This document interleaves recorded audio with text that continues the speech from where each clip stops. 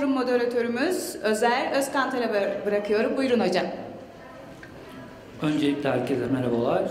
5. Uluslararası Sinema ve Felsefe Sempozyumuna hoş geldiniz. Sizleri aramızda görmek bizim için büyük bir şeref. Süreç boyunca bundan sonraki kısımda İngilizce konuşacağız. Herkese bu konuyla ilgili de kulaklıklarını takmalarını tekrardan rica ederim. Welcome to the Journal of Cinephilosophy, the 5th International Symposium on Cinema and Philosophy. Actually, it's a great honor to be here, and it's a pleasure to moderate the session titled Cinematic Bodies. There will be four different speakers in the session, and every speaker is going to have 15 minutes for each speech. At the end of the speeches, if you want, you can ask your questions. So let's start with our first speaker, Onur Keşaplı.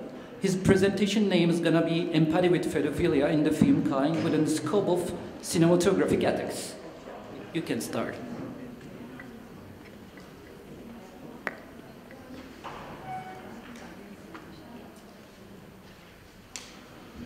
Hello everyone. It's always a pleasure to be here, 4th year in a row. And somehow, every time I'm the first speaker in the Friday morning, I don't know why. It's always the same thing, but I mean, it's a pleasure to be here with you. Shout out to the whole team of Cinephilosophy for creating such an amazing event. And of course, dear Professor Sarı Öztürk for leading the team. It's an honor to be here. I made a small change in my title, just removed 2 words from the end. Empathy with Pedophilia in the film Kind, Child, within the scope of cinematographic ethics. Actually, the idea came, I think 3 years ago at Akbank Sanat. I was giving a speech about Leos Carax's grotesque character, Monsieur Merde, and I named him as an absolute other. And in the Q&A session of that speech, someone wanted me to name some of the groups that might be included in absolute other, and there came the idea, the pedophilia. Because I watched a film, a Holland film, Kind, made in 2018, and it was about giving some empathy to a pedophilia character. But will my presentation will be screened, or should I continue?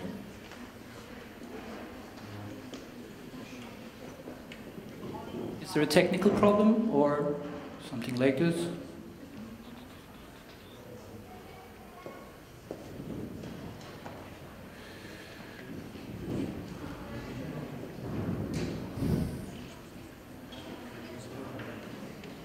Nobody knows.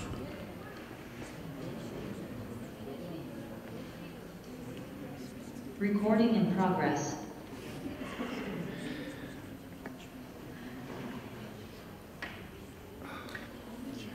Sorry for the technical inconvenience. We will start the speech soon.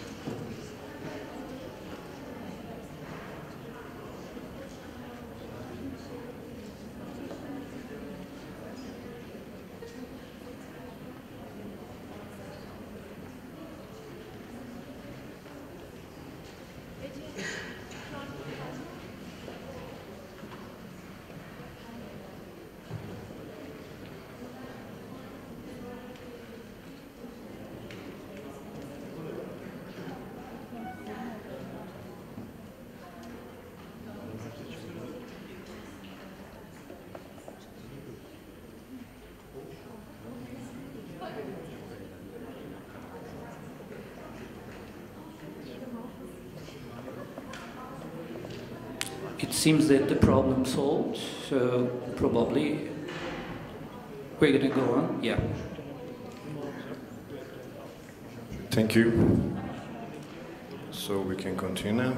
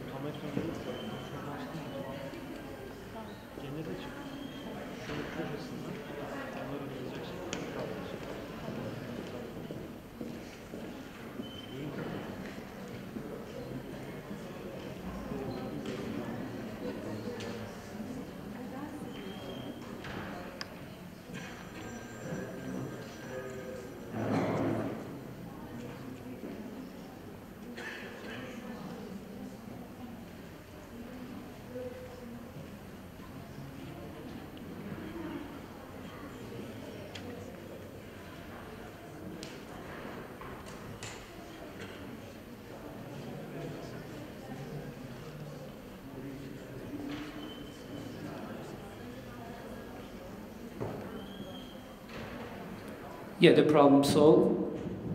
Okay, you can go. Yeah, it is solved. Ben de değil. Ben de değil. Sizde.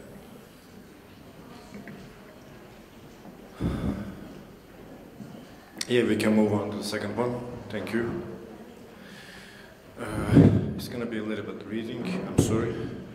Within the context of ethics in film, how cinema should approach pedophilia has become a prominent with ever-increasing incidents reported and discussed, which cause large-scale reactions and reactions.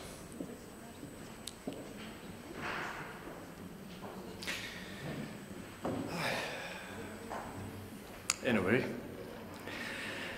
which cause large-scale reactions and agitations to place attraction and attention as an extreme example. It can be seen that the pedophilia, apart from the argument whether it is a disease or not, is made malicious by being characterized as perversion and has no positive connotation and is even demonized. Accordingly, handling pedophilia in art and particularly in cinema due to its power about masses is expectant of much more sensibility. It can be said that pedophilia, which mostly in films is demonized by being matched with absolute evilness, is recently being represented with more diversity.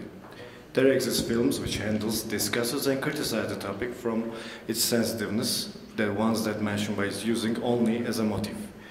Moreover, in recent years, works which handle pedophilic individuals and even provide for representation with show effort to have the audience empathize with them are being produced. We can move on to the next one, please. Thank you. You're going to see two synopses of the film. The first one is probably made when the director is a student at a university from a cinema class. A typical synopsis mistake which gives all the events out there. So maybe you can just look at the second one. When Ella and her daughter visits a museum with the child of a colleague, Ella suddenly becomes aware of a side of herself that has been hidden till then. And right now we're going to move on with morality, ethics and arts, and we can move on, thank you. And you know what we're gonna do here? We're gonna pour out some Western philosophers' names to look smarter. So that's what we're gonna do here. Let me guess what we have here. We're gonna have Foucault, of course, Foucault, Paglia, Lawrence, and what else? We can move on, by the way. We can move on, please. I'm sure Adorno is somewhere. Kant is, of course, there. These are just to look smarter, you know, put all the Western philosophers out there, you know how it works, We can move on.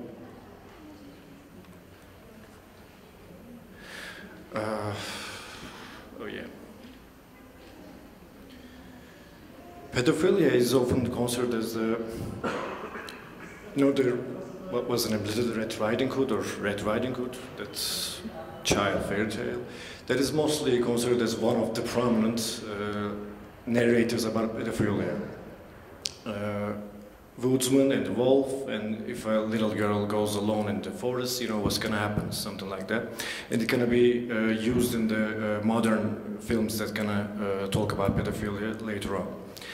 And when it comes to art and cinema, talking about pedophilia, you have to mention Lolita, of course, and its adaptations to the cinema, first by Kubrick, and I think the second one was by Adrian Lane. And we can move on, by the way. And we can even talk about Leon being a somewhat subtle film about pedophilia, and Face Off in the mainstream. They all talked about pedophilia. I mean, they showed it, but not point finger at it or demonize it as it always been. But in the last, let's say, 18 to 20 years in this century, there has been some films which lead to our short film Kind that actually approach to this topic in a more modern way. Woodsman is one of them, in 2004 by Nicole Cassell. A convict child abuser is out of prison. Yeah, we can stay in this one. Thank you. This is one of the leading films that actually have a protagonist, which is pedophilia. But the film also needed an antagonist, of course, and they put a second pedophilia character, which is pure evil. And even if it wasn't enough, our leading character, which Kevin Bacon is playing, is leading into girls, let's say, little girls, but the villainous one is also a gay, happens to be a gay, because it's 2004 and there is no political correctness, so you can put homosexuality in a negative manner, actually. But the film tries to sympathize with pedophilia and the character, so it opens many barriers and doors. The second one is Little Children by Todd Phillip. Its leading character is not pedophilia, but the pedophilia is surrounding the neighborhood all the time. The children is always in danger, and the adults are also acting like children, so maybe we can move on the next slide, please. Thank you. Our character, side character, is pedophilia, and you know, maybe you would remember him from Watchmen. There was a adaptation, right? Comic book adaptation, Watchmen. He's playing Rorschach there. You might remember him with his voice and stuff. His face is menacing, somewhat evil, we can say. So we will see him being the pure evil, and then at the end of the film, he's trying to, you know, control himself and stuff. We as the audience and the leading characters tries to learn about him, sympathize him, but that's not enough. He has to make an heroic act at the end, so he has to cut his penis at the child playground. The third one is, we can skip the next one, thank you. Nymphomaniac by Trier, Volume 2. You all know the story, but you might not remember the episode about the pedophilia, played by Jean-Marc Barr. This is an interesting one. I'll try to just read it.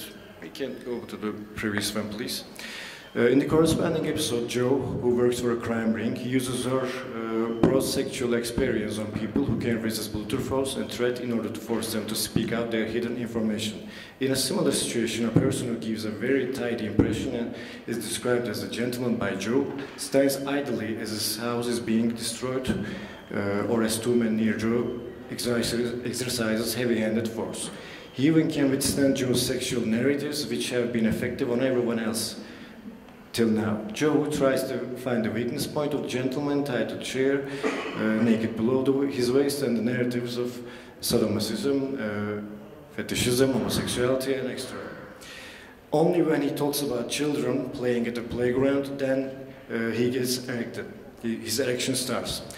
The scene as a whole, we can move on to the next one, continues through the voice channel of Jo telling Seligman about the incident as a flashback. In this way, in such moment of the event, the impact of the event and Jo and his reflection in Seligman provide a multiple perspective.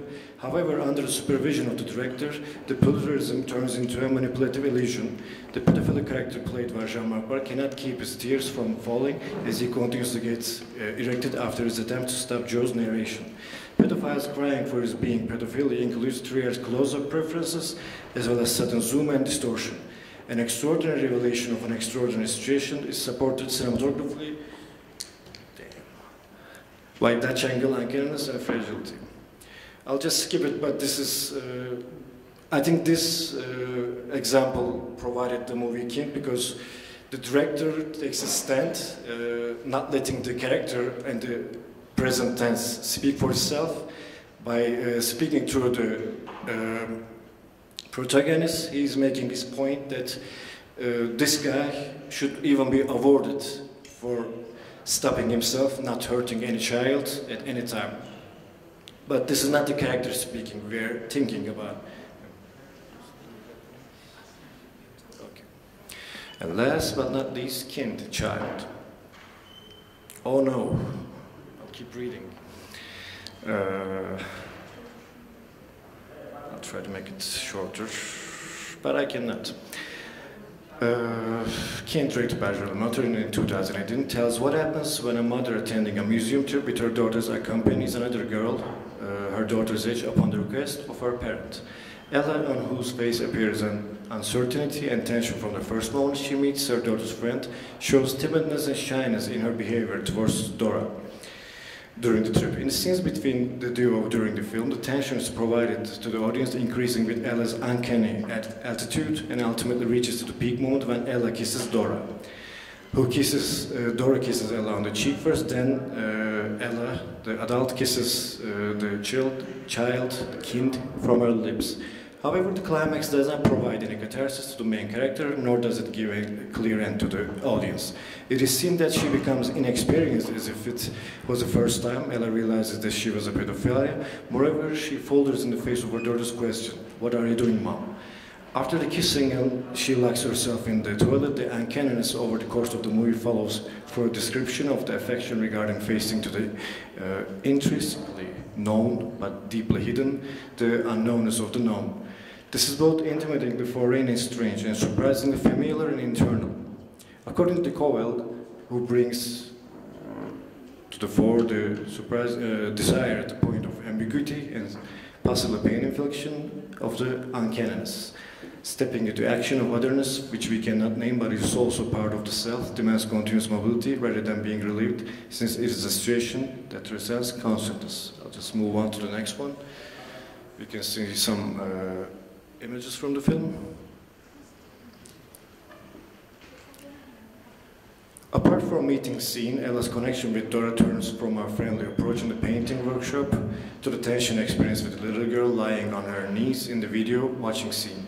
And finally to the pedophilia with the toilet scene where Dora falls and her knee bleeds, and where the above-mentioned kissing scene happens. It is seen that the director, who resorts to close-ups in order to convey the ties of Ella to the audience, breaks Ella's subjectivity into the auditory context and loosens the empathy.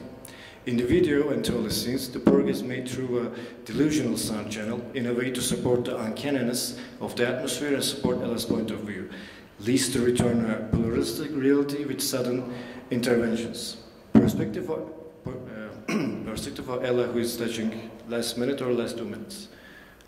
Sorry for the interruption, but you have 2 minutes for the end of the speech. Thank you. Perspective of Ella, who is touching Dora's hair and cheeks while she's lying on her knees, is cut off with the crowd that suddenly fills the hall, and the audience gets mixed with the crowd. Similarly, the call of Ella's daughter in the kissing scene after the cleaning of Dora's wound turns Ella's subjectivity into objectivity.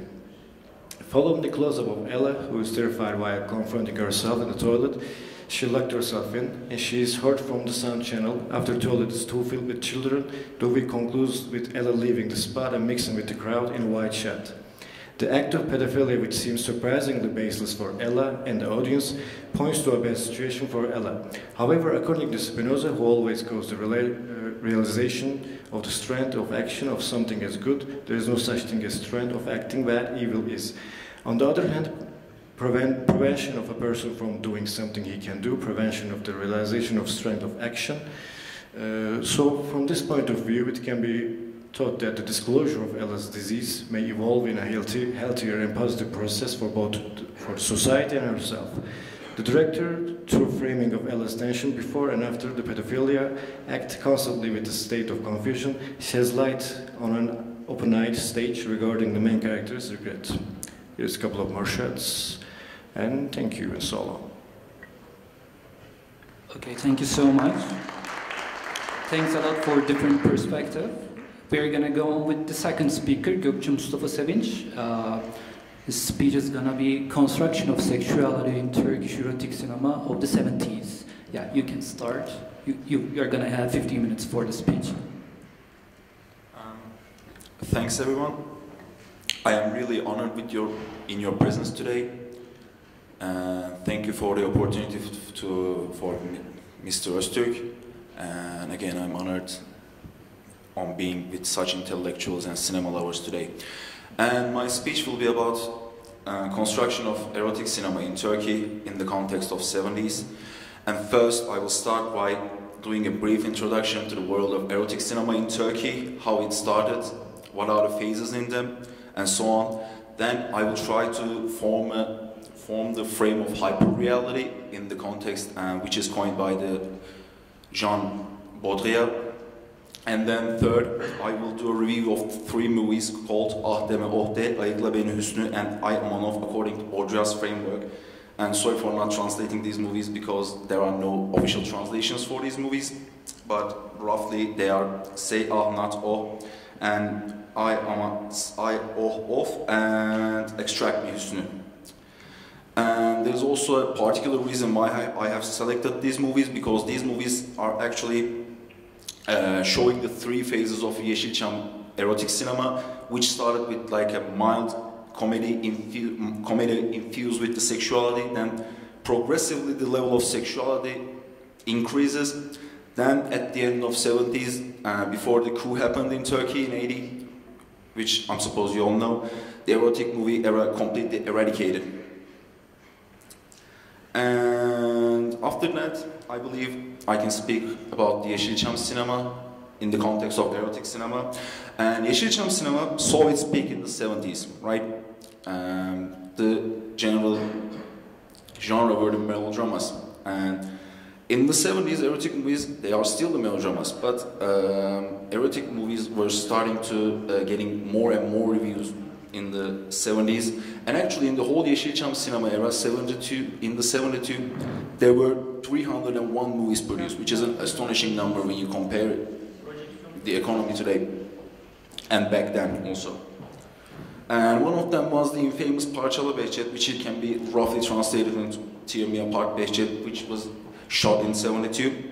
And this movie is important because it started a new era in Turkish cinema, which is the erotic movie era, and it became quite infamous.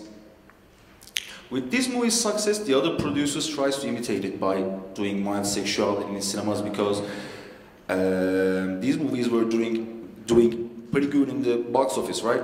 So all the producers are trying to get into the genre and stuff like that. And also the actors were doing the same. The actors were trying to get involved because they couldn't get their salaries in. They couldn't cash in their efforts, and so they are getting to the erotic movies and more.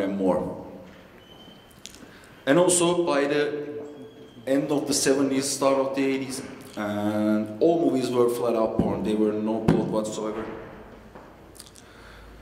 So, right now I will talk about a little bit about hyperreality. Can we return to the...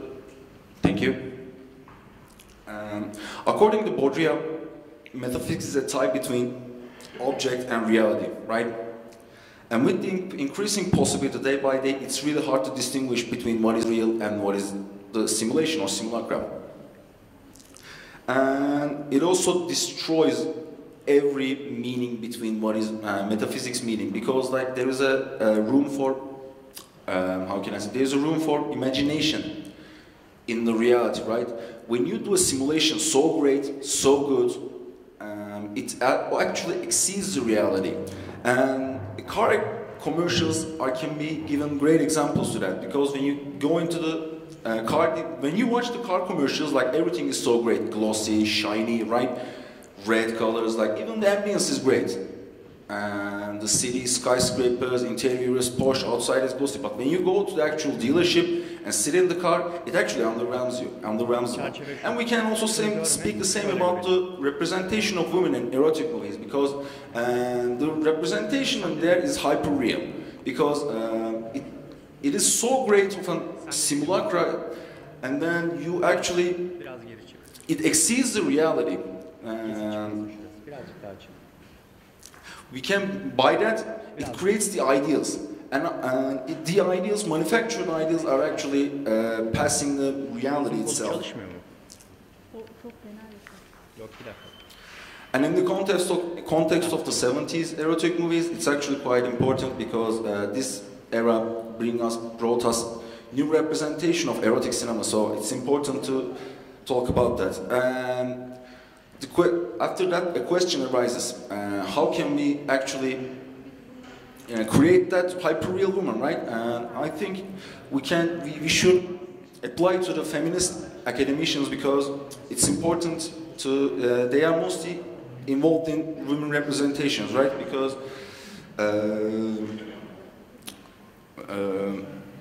yeah, I think this should be enough right now. Annette Kuhn, a really good feminist philosopher, has actually created the concept called glamour. And it's quite important to talk about it right now because, thank you. Right now because, as we said before, it's important to talk about feminists in the concept of, because they are dealing with women mostly.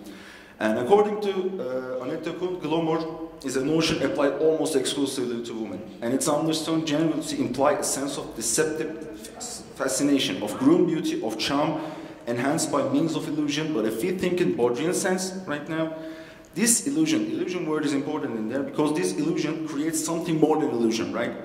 It exceeds the reality. And because of this illusion, because this, important things, it exceeds the reality. And glamour can be achieved in a multitude of ways. First of all, the most obvious one in the cinematic sense, is the camera angles, right? It's the most cinema-specific medium, right? It's one of the most cinema-specific things, the camera angles.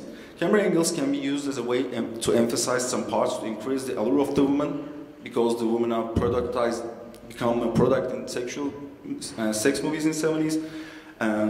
Camera angles are quite important in this sense to create glamour, achieve allure, and also the clothing. The less clothes are better. I don't know. I don't have to speak about that right now because the genre really demands it because we are dealing with the erotic movies right now. And the third is the cosmetics because cosmetics can obviously mask the flaws. And also there is an important note to talk about because the whole set of workers trying to achieve the glamour in the sex movies, right? The cameraman, the sound man, and lighting guy, everyone tries to increase the allure of the women. And then we can actually go into the movie reviews in the light of our simulation theory. And our first movie is the Ahde Mohde. This movie is directed by Nazmi Özer. It's about the adventures of two buddies. One of them introduces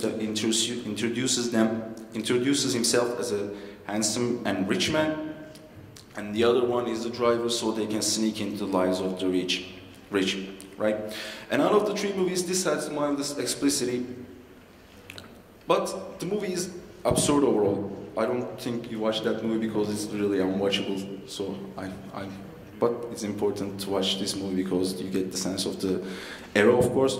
But the movie is absurd overall. However, the representation of women in this movie is quite serious. Like you can see the women in all the absurd places, wearing full makeups. They're hair made professionally, and I think it's quite opposite of what we are getting in the real life. Because in real life, I think it's not really convenient to get into pool or get to the beach with full makeup on because basically you cannot swim, right? And so this is the poster of the movie, and I think this is the minimum in one of the scenes because I couldn't get. Sorry for the quality of the picture. I couldn't get a higher quality picture because for the obvious reasons back then we don't had that kind of HD visuals. And so one of the important things about this era, directors were taking advantage of the environment, like everything you see in the movies. Like it's a tool to directors to showcase what is important, which is the women's parts and script writers, directors, everything are trying to take advantage of women and showing them in every occasion they can get, and mostly they are naked because for that reason they are shooting the movies in beaches and poolsides and areas like that because they want to show the woman in lingerie and bikini swimsuits and so on. And our second movie is Ayıkla Beni Üstü, which is directed by Arif Kesiner in 75. It's a movie about a man desired by all women. He was a chick magnet in the movie. I had to say that. He made love to other women and the woman actually flown into Turkey to have sexual intercourse with him. He has this kind of like a charm around the woman, but he also has a love. He loves Dürüye, which is starred by Nükhet Duru. And even if he loves Dürüye with all his heart, he does not reject the other girls. Like he couldn't let go of that side of him. And hyperreality of this movie is actually arises from that, because it gives us a really dualized kind of relationship simulation, right? Normally, at least in the Western world, we don't have that kind of, you know, like getting to different girls and like, and we are mostly married to one woman and so on. And actually, like I said before, this duality represents a really unrealistic and hyper-real representation. And one is the animalistic one based on the intercourse type of relationship, and the other one is a romantic one. And I think there are no sense that it doesn't change the fact that this is again hyper-real movie, because all women were made up in a specific way, like nudity is again more exceeding the height than the previous movie. So this is like a more moderate movie in the sense of the nudity and explicitity. And this is, I think, most important movie I have reviewed, because this movie revolves around the Zerrin Egeliler, and she was one of the prominent figures of that era. And while touring the Anatolia, Egeliler kidnapped during the tour, right? And then Egeliler actually get raped by 4 men, and this is actually one of the explicit movies. She gets raped, and after the ending of the movie, she goes to the police station and she says, I'm not going to blame these young men because they were trying to basically have sex with me, and so it is again absurd in a sense. And also there is an important fact in this movie, because we have seen an interchangeability of simulation in this movie. In one particular scene, one of the guys says to Zerrin Egeliler, you are even more beautiful in real life than in movie. By stating that fact, film wants us to admire the glamour of Egeliler even more by emphasizing the beauty of the Egeliler. But we are experiencing it while we are watching the movie. This is quite important. And this creates a simulation of the simulation, thus ensuring the audience acknowledges the glamour of the Egeliler even more. And this movie is quite important because this movie shows the exact direction of the erotic movies in Turkish cinema, going like this Turkish cinema being flat out porn at the end of the 80s, and it's, I think, quite important. As my concluding notes, I have a very sorry, but I think you're going to finish your presentation. I think you're in the conclusion section, right? Yes. Yeah. Yes, exactly. As a advice and conclusion, it is firstly mandatory to conduct a research about this particular period on the current mainstream media, especially how contemporary media productions utilize this era and its hyperreal simulacra and sexuality simulations. And second, it is safe to say that this era of Turkish cinema is disregarded by the most, yet it had so much impact back then, it exceeded the lifespan of Yeşilçam because it provided food on the table to directors and actresses and so on. And also it is undeniable that this era created some of the edgiest representation and hyper-real presentations. And also on one side you have your basic standard comedy, and at the end of the era you have flat-out pornography. Either way, they represented us with new types of women. Thank you for your time and attention. Again, it's been an honor. Thanks a lot for your contribution, and we're going to go on with our third speaker. He is Mehmet Sarı, and his presentation is going to be Times Like These Call for a Big Lebowski Towards an Understanding of Cinematic Gezelligheid. I think this word is a Dutch word, right? Yeah. Gezelligheid. Yeah, Gezelligheid. It must be a Dutch word, not English, I think, yeah. You're gonna have 15 minutes. Thank you. Good afternoon, everyone. Thank you for the opportunity, first of all. I'd like to start with an anecdote. Quentin Tarantino once had a trip to Amsterdam to find inspiration for his next project and found himself lonely and frustrated.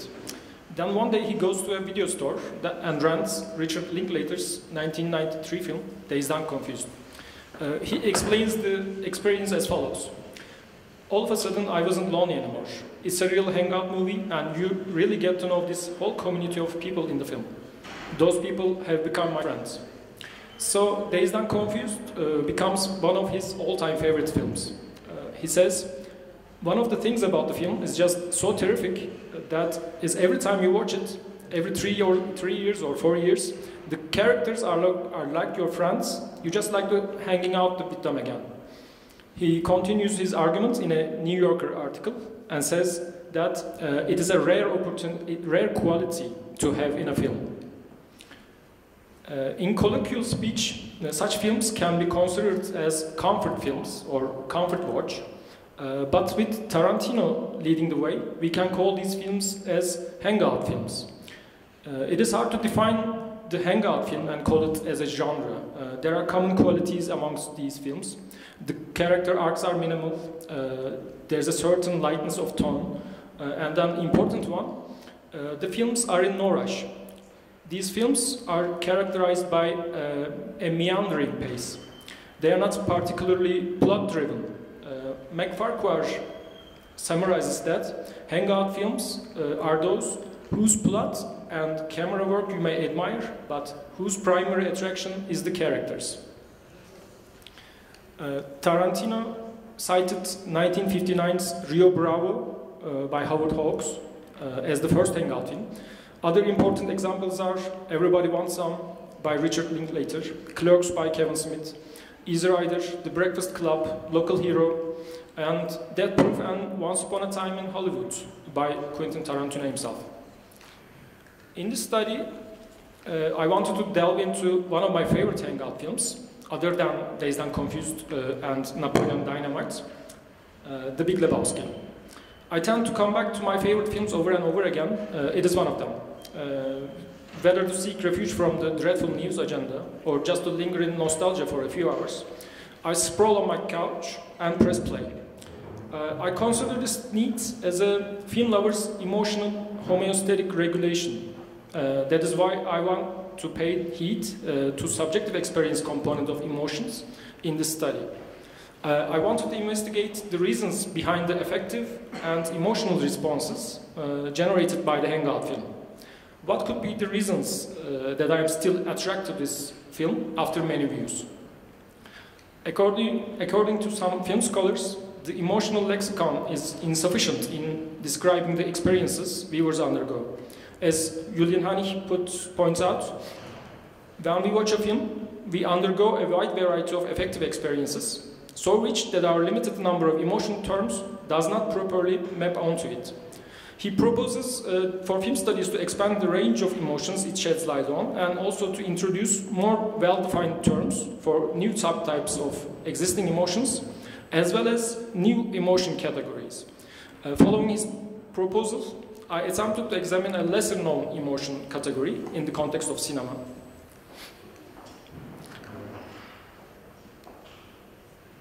In order to construct a story of my own emotional experience, I used autoethnography. I've used my personal experiences to explain how the perspective of the self can be used to reflect on wider cultural issues.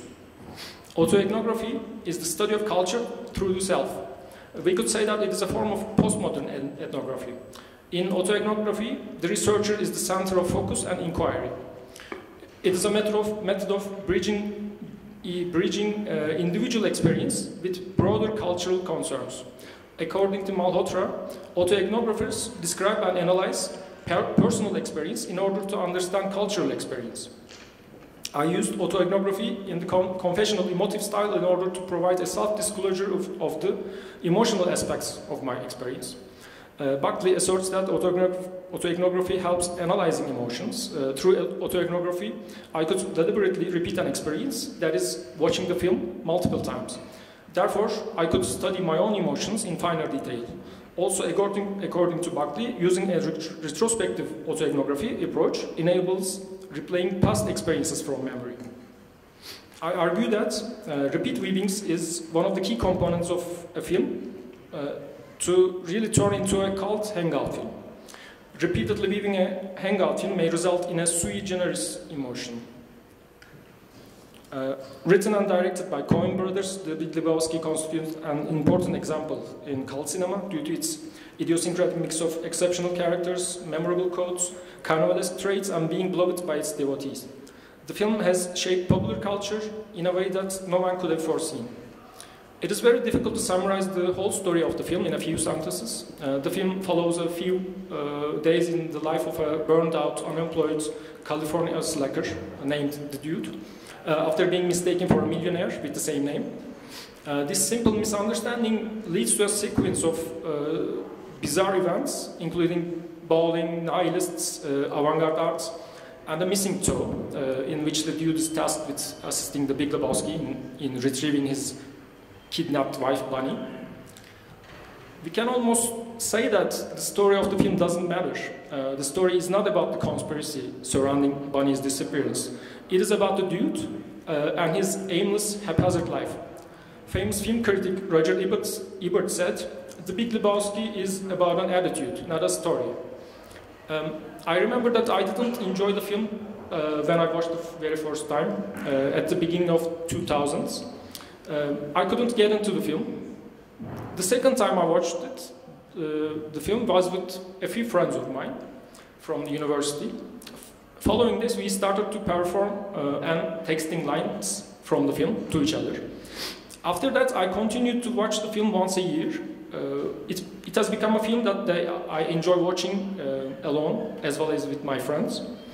With repeat viewings, the film has had an increasingly emotional impact on me. But it's not a grandiose emotion, it's more a subtle one, subtle emotion. I was having a hard time describing and naming this emotion. And Tiffany Watt-Smith argues in her The Book of Human Emotions that some emotions reveal themselves to be a greater part of our experience once we learn their name. Such as basorexia, it's a sudden desire to kiss someone, or a more known example, Schadenfreude, the enjoyment derived from the troubles or failures of others. And through her book, you get across the world and time and find out how different cultures have articulated rare emotions.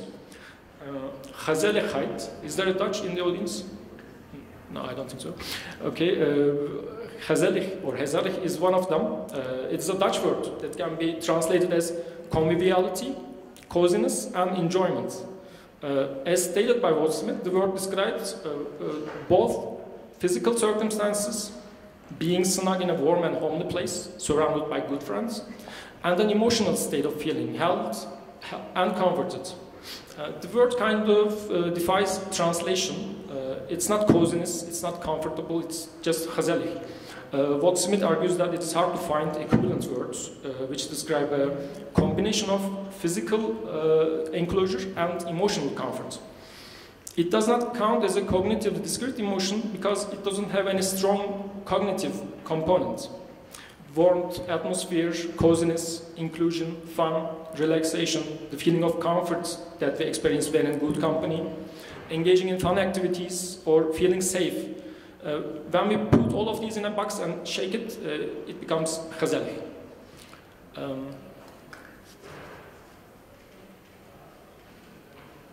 The film has become, just like the bowling alley in it, a place where I, or sometimes with my friends, get together for no other reason than to have a good time. Bowling alley is the Dude's natural habitat and his sacred place. Just like this, the film has become my hangout place, where I can have a gezellig experience. The film's timelessness and familiarity provide a cozy environment to hang out and feel the warmth. Therefore, I wanted to find out the invariant factors of this subtle emotion. First of all, I claim that the real action in the film happens through downtime, the spaces between events. The daily conversations after the big events in the film result in the funniest moments. For example, the police interrogation after the dude's car being stolen, or the car ride after the Larry and the homework incident, or the argument between the dude and Walter at the diner. As stated by Ortwein, hangout films draw us in not through the intricacies of plot, but the power of good conversation. Their strength lies in not in conflict, but in presence. These scenes in hangout films document the small moments that compose most of the life. I find myself accompanying the characters and echoing their lines every time I watch the film. These films engage us not through the complexity of their plots, but through the power of their dialogues. It is the characters, not the plot, that propel these hangout films forward. As if the director placed a handful of intriguing characters in a captivating setting and let them run amok. The Big Lebowski has a bunch of various bizarre characters. A German nihilist gang, the artist Maud Lebowski and her annoying friend, the private snoop who is searching for Bunny, and of course the psychotic bowler, Jesus Quintana. What's most fun in The Big Lebowski, just like in Rio Bravo or Dazed and Confused or Clerks, is just spending time in the company of the characters and observing their relationships. And also a parasocial relationship occurs between the characters and myself. After spending several hours with them, these characters turn into well-known friends or social partners. The repetitions within the film are also another component of the Gezelligheid experience. The dude is always wearing sunglasses inside, he's always bowling, drinking, white Russian. He's not always bowling, sorry, he always goes to this bowling alley. Drinking white Russian, smoking a joint, etc. And multiple scenes and lines of dialogue are repeated. For instance, the dude repeats something he's heard elsewhere, or two unrelated characters may repeat the same term or phrase. These repetitions throughout the film cause a similar feeling of being able to predict how a long-time friend will react. According to Take, it's a YouTube channel, repetitions within the film add to the memorability, humor, and storytelling efficiency. But they also thematically illustrate how the characters in Big Lebowski drive happiness from repetitions in their lives. And the film, The Big Lebowski, reveals to us that one way of building a happy lifestyle is committing to our own repetitions, filling our days with what gives us joy, finding our own favorite activity and drink, and enjoying them as ritual. This includes watching your favorite hangout film over and over again. The film is also packed with details. It was a pleasure to discover a different detail each time, especially in the first 5 or 6 viewings. Me and one of my best friends, once a year, we gather and watch The Big Lebowski. We still continue to find a new trivia about the film. It's amazing. The latest one we found about the human paraquat line of the dude. We've heard the line many times, but we didn't know the hidden meaning. I don't want to go into detail, but when we found out, we once again admired the Coen brothers. The music is also another important element of the hangout film. Hangout films frequently pause the plot. Pause the plot and enable the characters and audience. Repeating. Hangout films frequently pause the plot. Very sorry. Can you finish your presentation within 2 minutes? Yep, I'm about to finish. Thank you so much. Hangout films frequently pause the plot to enable the characters and audience to appreciate a particular song. For example, the 3-minute-long dream sequence is accompanied by the song Just Dropped In by Kenny Rogers. And it's always fun to listen to the flamenco cover version of Hotel California during Jesus' bowling scene. Also, all of these characteristics are also essential indicators of why this film has become a cult classic. As I finish my presentation, I'd like to add that just as our lives do not move towards a goal, hangout films represent this lifelike bittersweet struggle in the present.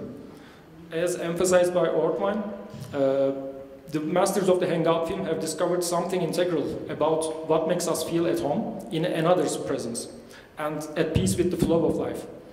These films ultimately celebrate the unremarkable but beautiful moments of everyday life.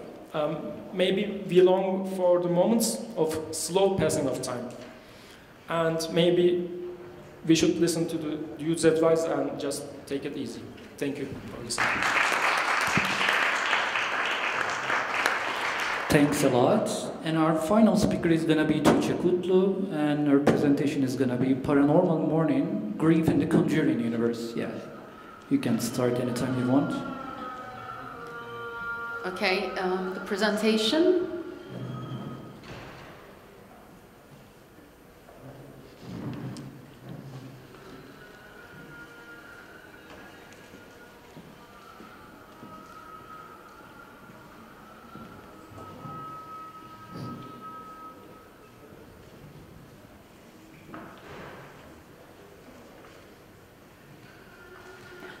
Thank you. First of all, I'd like to thank the organizers of the symposium and the audience for giving me space to talk about my research into horror films and representation of grief.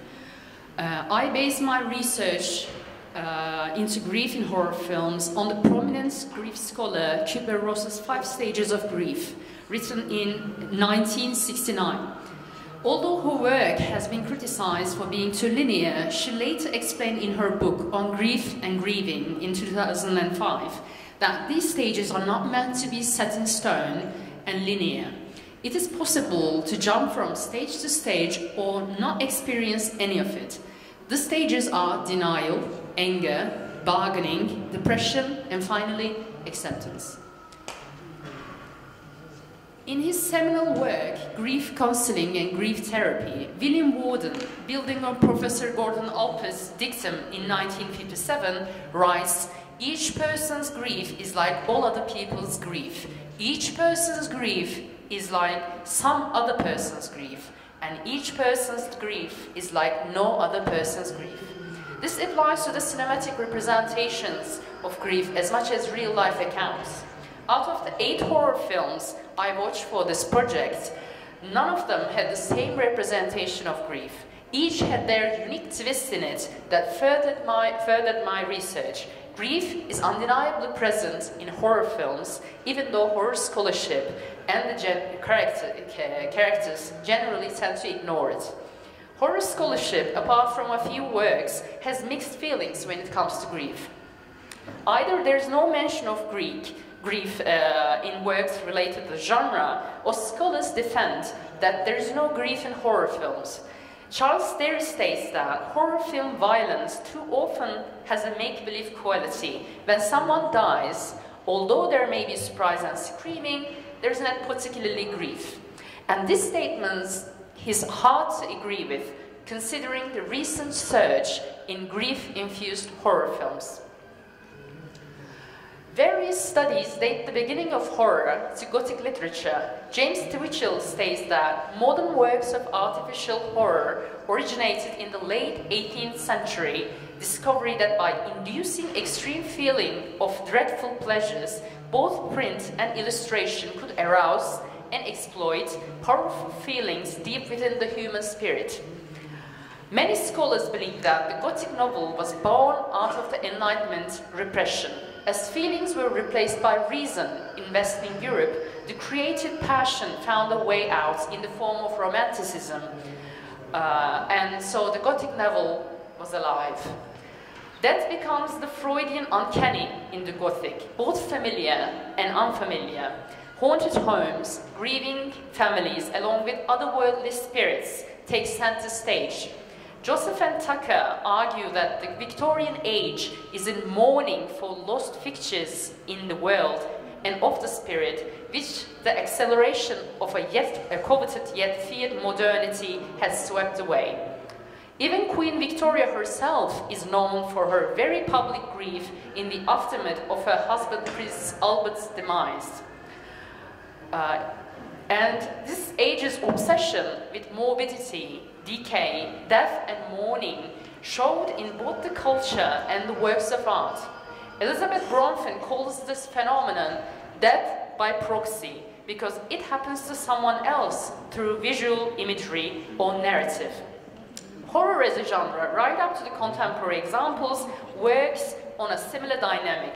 The viewers experience things at a safe distance, fear as well as grief. Although grief in horror has rarely been the subject of academic interest, there are exceptions. Suzanne Cord states that horror films focus on guilt and how it cannot be surmounted. Similarly, horror films that deal with grief, also wallowing grief, be it wallowing guilt, be it survivor's guilt or a parent's guilt over the accident that they could have prevented. Although grief has been lurking in the shadows of horror for quite a long time, going as far as the Gothic, it has never been out in the sun as it is in the horror films after the millennium. It is now time to take a studious look into the heart of this study, the Conjuring universe. So, we're going to start with the Nun. So, Nun has a scene in it that the main character, Father Burke, loses a child called Daniel while performing exorcism. And we can see that guilt and grief go hand in hand in this scene, because the demon, Valak, uses his grief and guilt as a weapon against Father Burke. And this is important. And we can see the stage of depression in Father Burke as well. In Annabelle Creation, their daughter, Annabelle, whom they lovingly refer as B, is killed in a car accident. They mourn her 20 years later. St. Eustace Home for Girls move into their home. The Mullins family allowed the demon to control the doll out of their grief over their daughter. And you can see the stage of bargaining quite clearly in this film. In Annabelle, the Higgins family miss their daughter Annabelle, who ran off.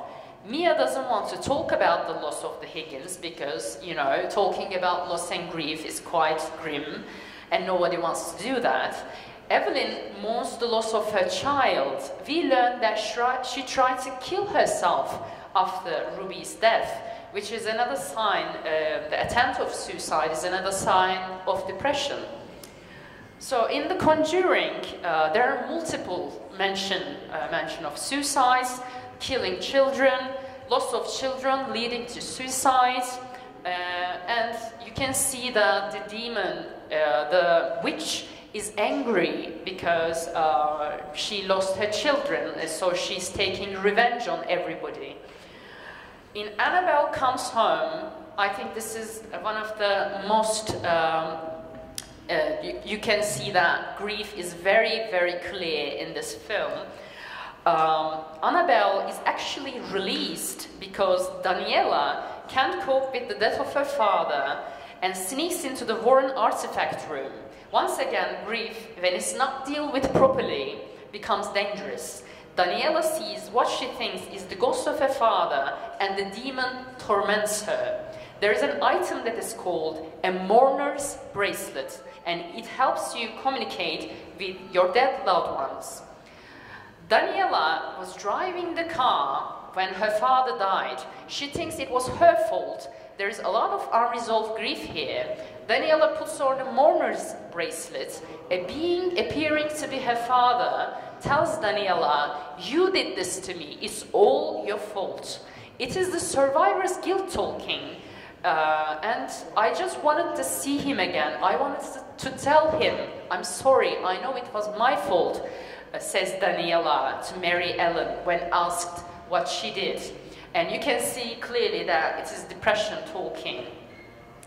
At the end, Lorraine has a one-on-one with Daniela. She gives the picture of her father back. She relays a message from him that he misses her and it was not her fault. And we can see Daniela finally accepting that her father died and it was not her fault. Other movie is The Curse of La Llorona. La Llorona is a myth in Latin American culture. It opens with a mother drowning her kids in a river. Then it cuts to the single mother, Anna, whose husband died.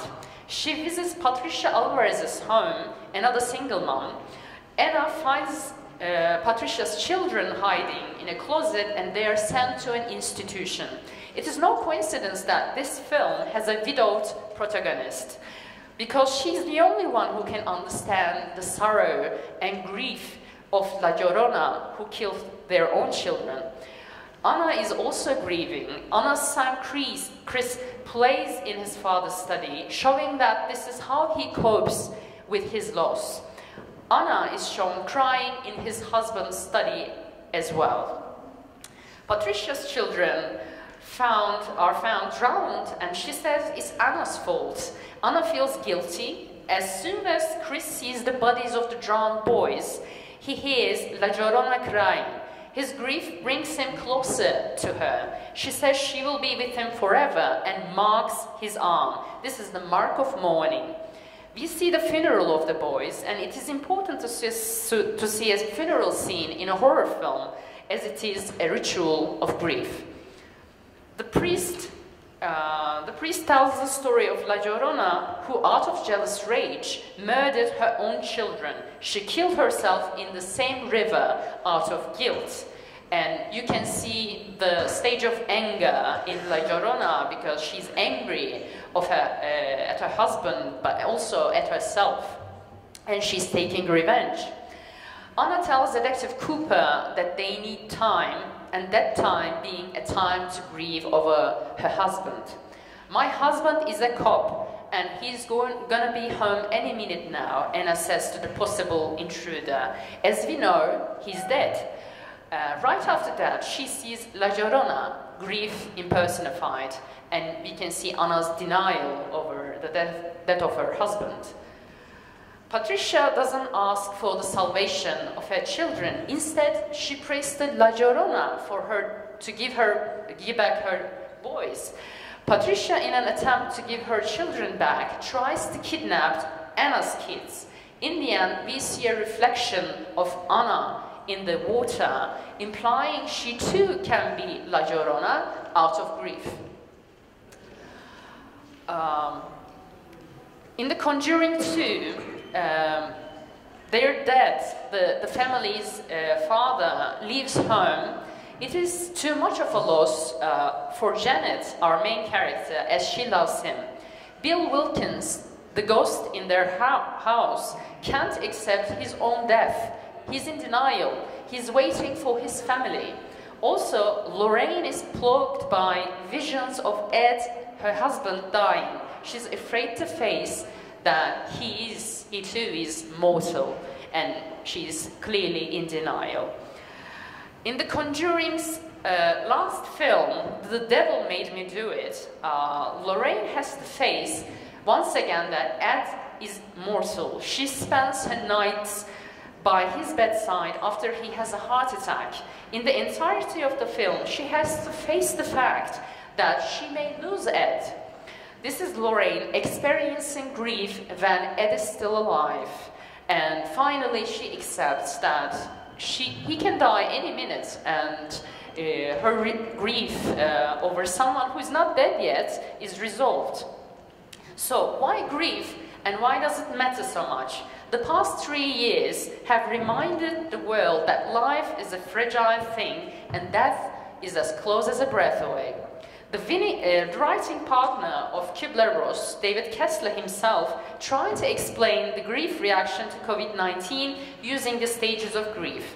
The ancient burial rituals and longer acceptable mourning periods were society's defense against death's debilitating effects on our psyche.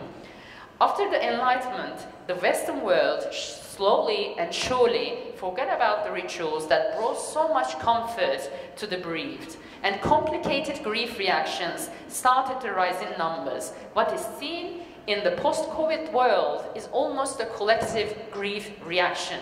the entire population of the world has come face to face with the fact that death is the ultimate denominator.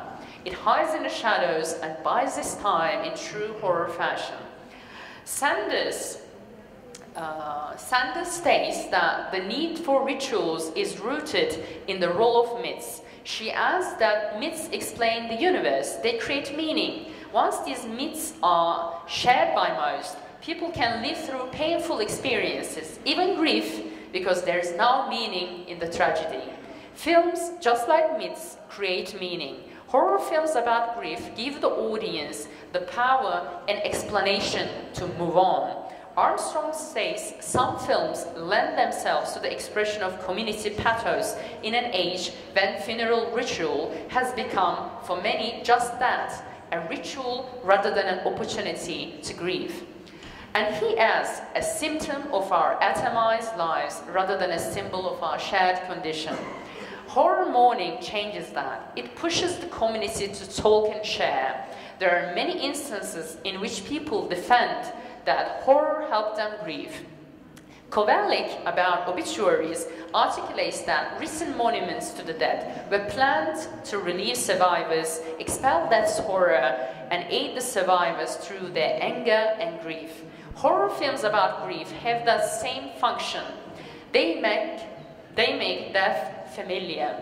They are cinematic memento mori. Armstrong calls horror a genre which has traditionally explored death and afterlife, and what is explored is no longer unknown. So thank you for listening. I'm looking forward to the questions. I hope this study into the horror and grief opens up exciting discussions. Yeah. Thanks a lot. Before the session is over, is there anyone who is willing to ask any questions to our audiences? Any questions for our speakers? Yeah, please. English or Turkish? It doesn't make a matter. We can translate into Turkish if you want. It's okay for us. Öncelikle harika sunumu için Mehmet Sarı'ya teşekkür etmek istiyorum. Çok güzel bir sunumdu. Ben Lebowski'yi 1997 yılında henüz bir sinema öğrencisiyken izlediğimde çok fazla keyif alamadım, yani çok anlayamadım filmi. Fakat daha sonra Amerika'ya taşındım ve o ülkede 4-5 sene kadar yaşadım. Filmi tekrar izlediğimde bayıldım ve herhalde bir 10 kez falan izledim ve benim de en favori filmlerimin arasında. Şunu sormak istiyorum bu noktada, yani bu hangout filmleri anlaşılabilir ve keyif alınabilir olması açısından belirli bir kültürel deneyimi gerektirir mi? Belirli bir kültürel deneyimi gerektirir mi? Evet. Tabii yani Big Lebowski'yi anlamak için tabii Amerikan kültürüne hakim olmak gerekiyor demeyeyim ama yani olsa iyi olur aslında. Hani o filmi tam olarak anlayabilmek, idrak edebilmek için Big Lebowski'yi yani diğer filmler de mesela Dazed and Confused'u ben yani en az 20 kere izlemişimdir ama yani 70'lerde geçen, yani 90'larda çekilen ve 70'lerde geçen bir lise hikayesi. Hani ben ne Amerika'da o kadar uzun süre bulundum, ne hani lisede orada okumadım. Hani oradaki insanlarla nasıl arkadaş olabilirim, onları nasıl kendi arkadaşım olarak görebilirim, o kadar benimseyebilirim. Ben de zaten tam olarak bunu eşelemeye çalıştım bu çalışmada. Hani nasıl oluyor da ben bu filmleri tekrar tekrar izliyorum. Yani kültür, evet ilişkili bununla. Tabii yani hepimiz aslında 80'ler çocuğu, hepimiz değil mi? Ben 80'ler çocuğuyum. Amerikan kültürü etkileşimini büyüdük burada. Ve onun tabii ki Amerikan filmlerini daha çok seviyoruz, daha çok benimsiyoruz. Öyle bir bağlantı kurabilirim arada. Teşekkür ederim soru için. Another question? Yeah. Teşekkürler. Sesim geliyor herhalde. Şimdi ben 4 konuşmacımıza da gerçekten teşekkür etmek istiyorum. Sesim şu anda geliyor. Ben 4 konuşmacıya teşekkür etmek istiyorum. Bugün bu oturumda böyle sinema ve felsefe duyacağımı düşünmüştüm. Ben kendimi birden bir psikoloji oturumunda buldum. Bunu pozitif bağlamda söylemek istiyorum. Çünkü insanın temel duygularının işlendiği filmleri bize aktardınız. Her birinize gerçekten bu can alıcı, zihin açıcı ve her birinde heyecan duydum, her cümlenize heyecan duydum sunumlar için teşekkür ediyorum. Her birinize soru sormak isterim ama bir kişiye sormak tercih edeceğim. Gökçe arkadaşımız şu araba reklamlarından bahsetti. İşte hızla giden arabalar, gökdelenler, renkler, cümbüşler ve onun arkasından tam da güzel bir tanımlama yaptı. Yeşilçam filmlerinde kadınların durumu. Büyük ihtimalle yalnızca Yeşilçam değil, diğer yerlere mahsus. Ancak ben buradaki kadın arkadaşlarım merak ederdim. Kendilerini o filmleri gördükten sonra ne hissederlerdi? Veya yani sen ne düşünürdün? Bir hayal kırıklığı mı yaşadık diyeyim. Çünkü arabaları ne dedin? Otogaleriye gidiyorsun veya galeriye gidiyorsun. Arabayı aldığında kendinden bir hayal kırıklığı yaşıyorsun. Çünkü o reklamlarda gördüğünü görmüyorsun o arabada. Acaba sen de bir kız arkadaşın olduğunda veya eşin olduğunda sen de bir hayal kırıklığı diye de yaşadın diye soru sormak istedim. Teşekkür ediyorum. Ya aslında bu benim kendi şahsım adına yaşadığım bir şeyden ziyade aslında bu çoğu insanın yaşadığı bir hayal kırıklığı gibidir. Yani bu aslında hani ben Yeşilçam özelinde konuştum ama bunun mesela en büyük örneklerini hani günümüz pornografisinde de zaten görebilmekteyiz. Hani çoğu zaman yani bunun şakaları da yapılmakta ama yani baktığınız zaman hani günümüzdeki bu ben biraz da şeyle ilgili olduğunu düşünüyorum. Bu işte bu estetik merakının, bu kozmetiğe harcanan paraların büyük bir sebebinin de aynı zamanda bu olduğunu düşünüyorum. Yani şimdi böyle bakınca yani bu evet ben yaşadım mı bu deneyimi? Evet ben yaşadım. Hatta hepimizin de yaşadığını düşünüyorum aslında bakarsan. Sadece ilişkiler açısından değil, dünya açısından yani genel olarak dünyaya bakışımız açısından da böyledir mesela. Hani konuşma yapılacağı zaman çoğu zaman hani kimse içinden yani yaptığımız zaman hani mesela genelde prompterlar olur, şeyler olur. Yani çok önceden her şey hazırlanmış olur. Yani zaten ki biz çoğu zaman aslında sıkıntı şuradadır. Yani benim tam zaten burada benim önerim şu. Burada önemli bir bakın. Yani çok önemli bir nokta var. Medya ve okuryazarlığının gerçekten hani çok erken yaşlarda verilmesi gerekiyor bence. Siyaset ve finansal eğitimle beraber. Çünkü yani günümüzde o kadar çok farklı reprezentasyon var ki baktığınız zaman ve bunları çoğu zaman biz gerçek olarak algılıyoruz. Bu işte filmler olabilir, işte araba reklamları olabilir, ne bileyim işte pornografi olabilir ya da diziler örneğinden olabilir baktığınız zaman. Ondan dolayı yani bence yani evet ben yaşadım bununla ilgili bir deneyim. Hani bunun araba reklamı olabilir yani oyun olabilir mesela. Oyunlarda işte bana mesela en büyük örneği mesela oyunlardadır böyle. Ben trailerını izlersen ya da film mesela trailerını izlerseniz filmin çok basit. Trailerında mesela çok güzel size bir reprezentasyon verilir filmle ilgili ama mesela gördüğünüz zaman onu şey yapamazsınız. Yani onunla ilgili güzel bir film bulamazsınız. Yani sorunuzun cevabı kısaca evet ben yaşadım bu şeyi, bu hayal kırıklığını. Ki ben açıkçası hepimizin buna benzer bir hayal kırıklığı yaşadığımızı düşünüyorum. Hatta yani bunun önemli örneklerinden biri de zaten şeydir, Matrix filmdir baktığınız zaman hani böyle bir anda hani böyle çok böyle acayip bir yerden mesela hani hepimiz dünyayı gerçek olarak algılarız mesela o dünya aslında böyle geldiğiniz zaman bambaşka bir dünyanın içerisindesinizdir. O perde kalktığı zaman hani önemli olan bu medya eğitimi için de şunu düşünüyorum. Medya eğitimi alırsanız en azından o perdeyi kaldırıp bunun arkasında bakın bir reprezentasyon var. Bu sonuçta bir hazırlanmış bir hani bu simülakralar, simülasyonlar sonuçta medya ortamında oluşturulmuş şeyler. Bunları algılamak bence çok önemli olduğu için yani bir medya eğitiminin verilmesi taraftarıyım ve sorunuzun kısa cevabı evet ben böyle bir hayal kırıklığı yaşadım. Hadi ben de Türkçe konuşayım. Sorusu olan var mı? You're going to ask in English? Yeah, Yes, please. Thank you very much. Yeah. My name is Brian. I am a radio, television and cinema student at Ankara Bayram University. I have some small questions. This is to Onur Hoca, and then after I'll go to Gökçe Mustafa Hoca, and then finally Tuğçe Hoca. With Onur Hoca, Onur Keşaplı, if I may say it well. He gave us a very wonderful presentation on the impact of pedophilia in film, in a film kind, within the scope of cinematographic ethics in the cinema.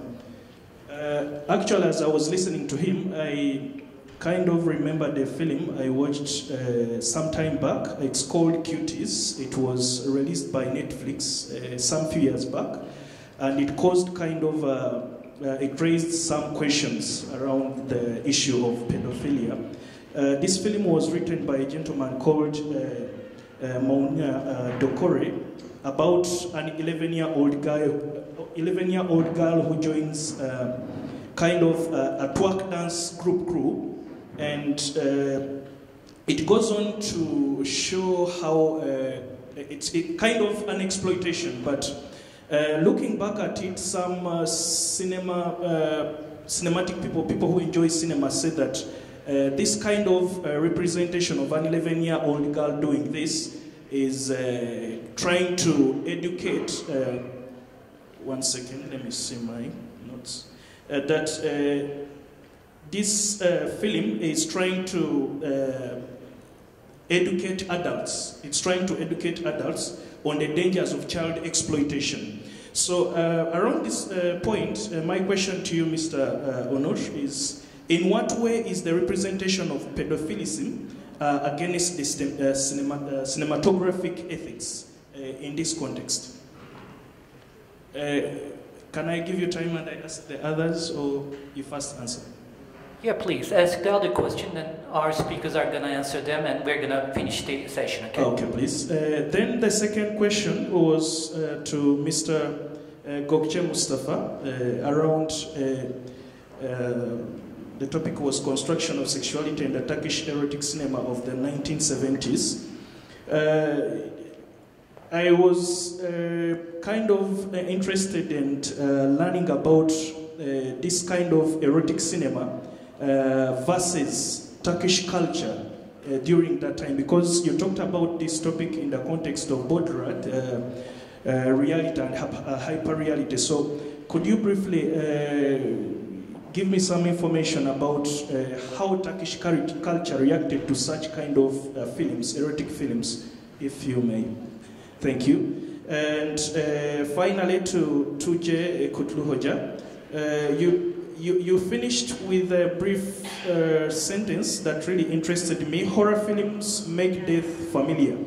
But there is another small word there that I would like you to expound about. Horror films make fear familiar, in a sense that if I was watching a horror film, sometimes I imagine I'm in the horror film and I may end up watching this horror film while running in my sitting room, because if I'm attentive and someone scares me, I'll stand up and start screaming. So is it real that fear is also normalized in horror films? Thank you so much for the time. Thank you for your interest and your kind words. I haven't watched the film that you mentioned, but what do I think about ethics, cinematography ethics when it comes to pedophilia or other extreme topics, let's say? I believe the art is autonomous, so it has to deal with this kind of extreme stuff, because nobody else can, actually, especially in a world where everything is politically corrected, left and right. So art should take a stand. Artists should act like some kind of new age avant-gardes. So we have to see even more films like this, I think. But the problem would be, as you mentioned, exploitations. I mean, how are we gonna show the scenes? In my presentation, the film shows that the adult lady is kissing that child. So I haven't reached out to the director, but I'm planning to have a conversation with him, and I'm gonna ask him, I mean, how did they actually handle that scene? Because that is important. The film did not want to show it, but actually, eventually, it had to. So, as we were already speaking before the session, I mean, it's very extreme. I mean, how are we gonna handle it? It's very tough, but art should do it. I mean, cinema should do it. Otherwise, we're going to keep watching Ruler Lands of Anatolia by Nurbeki Ceylan year and after, and Slums by Demokubus. And it's getting boring, actually. We're going to see some more extreme topics. Thank you very much. Okay, the second answer for you, please. First of all, that was a great question, because I think it's a thing to research what culture means in the sexual culture, because to return to your question, I believe culture and sexuality itself, I mean nudity itself is cultural neutral, but sexuality is a whole another different thing, because Sexuality is deeply intertwined with the culture. I believe in the last example of my movie, I Amonov, Zerinegeliler was a belly dancer, for example. Like, that was a prime example. And that's why we have actually, in pornography sites, there are like mad categories, like there's too much categories. And I think that really intertwines with the culture and the likings of the people, because people obviously have different likings, and I think the likings, what do you like, what do you find hot and sexy, are actually pretty intertwined with the culture. And yeah, I think culture is pretty important in how you like your sexual thing, but the nudity itself is pretty sexually neutral, because I think when you take the clothes off, I think there are nothing to talk about the culture. At the point of you take your clothes off, and I think that that's the point where your animality comes off, because it all comes to the point that when one doesn't take off his or her clothes, I think the culture operates at that level, at the fantasy level. But when you take your clothes off and it turns to pornography, I think then there is no culture. Thank you for your question. Finally, wonderful question. Thank you for that. That horror makes that familiar, as I said, but also, as you mentioned, it makes fear familiar as well, because when you see people, horror fans, who are watching horror like many times, I mean, as a horror scholar, I am like that. I watch a lot of horror films, and nothing really scares me in horror films anymore. I'm just looking at them in a very academic and clinical way.